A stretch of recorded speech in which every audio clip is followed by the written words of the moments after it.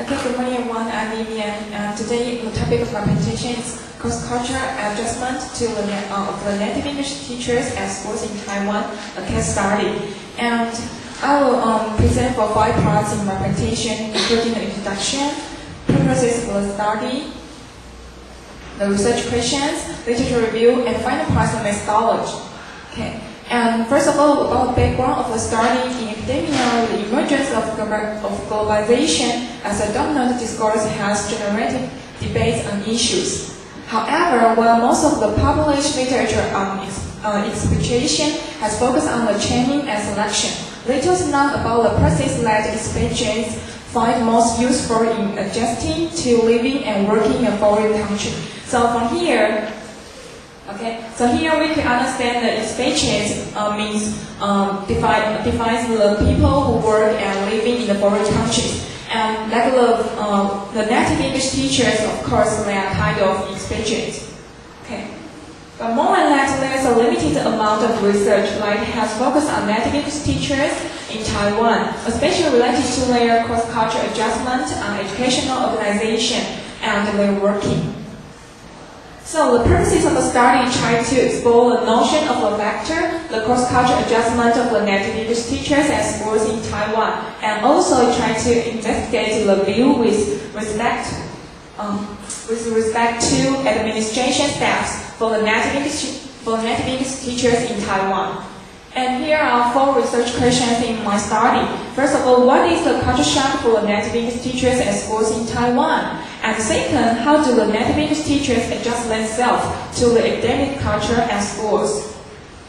And the third one, what are the different working expectations between the native English teachers and the administrators? And also, what kind of the chance in effectives for native English teachers may improve their adjustment in Taiwan? So, about my literature review, I will review from work culture, academic culture, culture in organizations, culture in educational administration, the culture shock, and finally is the main part of my study, cross-cultural adjustment.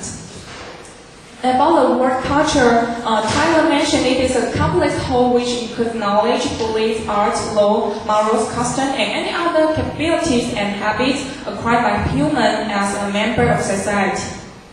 And what kind of the work culture is the academic culture? It is the miniaturization of the concept of culture, so that researchers study and write about the culture of the school or even the culture of the classroom.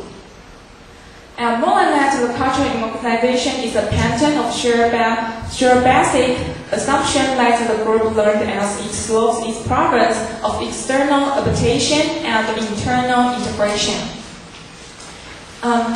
So the culture in educational administration, there are also some characteristics of school culture that we tend to regard as fixed are attributable to differences in national culture and expectations.